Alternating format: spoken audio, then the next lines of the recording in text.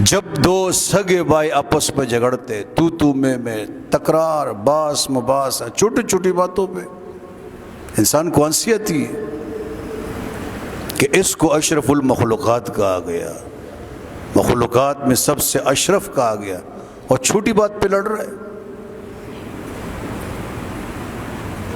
تو اس سے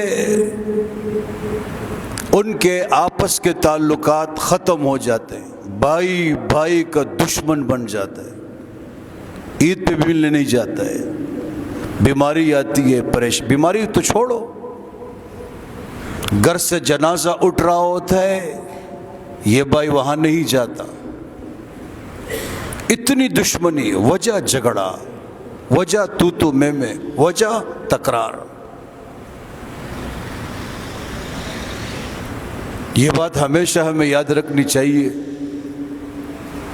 کہ جب سگا بھائی انسان سے الگ ہو جاتا ہے جھگڑے کی وجہ سے، تعلق ختم ہو جاتا ہے۔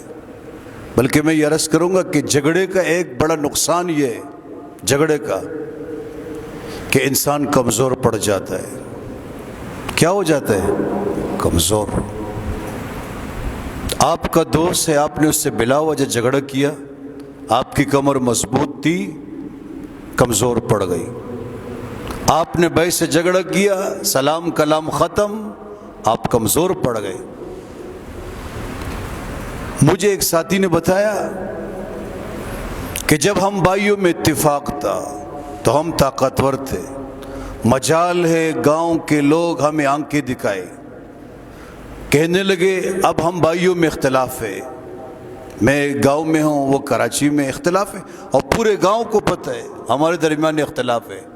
اب چھوٹی بات پہ پورا گاؤں میرے خلاف کھڑا ہے، گاؤں والوں کو پتہ ہے کہ یہ اکیلا ہے، اس کی پیٹھ کمزور ہے۔ کتنی عبرت کی بات ہے نا۔